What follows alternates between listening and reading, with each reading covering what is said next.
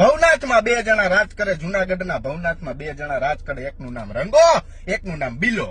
એમાં ઉપરથી હું તમને રંગાના થોડાક કાર્યક્રમો કહું તો કે ઘાટકોપરમાં પોલીસ સ્ટેશનની તમામ હિસ્ટ્રી અમે કાઢી, નકરી લુખાગીરી કરી. કોને? રંગાએ.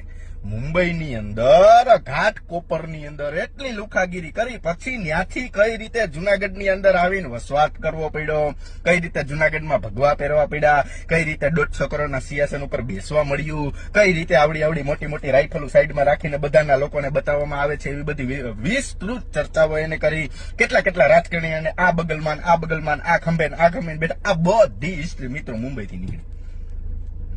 બરોબર. અને ઈ રંગો કોને મારતો, કેના પાસેથી લુખાગીરી કરીને કેટલા કાવડિયા લે, ઈ મારી બગલમાં બેઠા છે.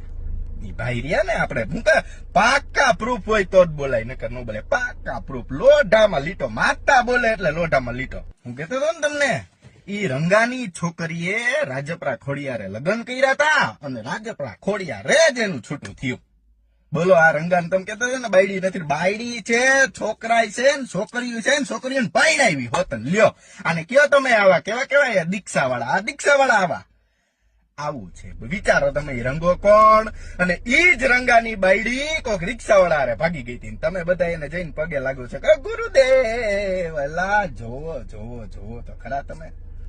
હાચા હાથુડાને મૂકીને તમે આવા નકલા ઢોંગી વાળાઓને પગે લાગોની ઢોંગી. તમારા સનાતનના તમામ આમ દુષ્વ્યવહારો અને તમારી લાગણી ને જ આમ પોટલું બાંધીને વેચી દે છે. સમજી? આ તો અમુક સાધુના હિસાબે ગિરનાર બેચો ને ગિરનારે હોય જ. તમને શું ખબર, ફેન્સિંગ લાગી જાય, આમ ફેન્સિંગ.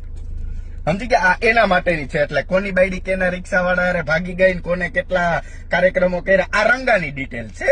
બિલ્લાની ડિટેલ આવે, જો ઓળખો ને બિલ્લાને, એટલે જોવાનું જ છે અને ગિરનાર ખાલી કરવાનું જ છે.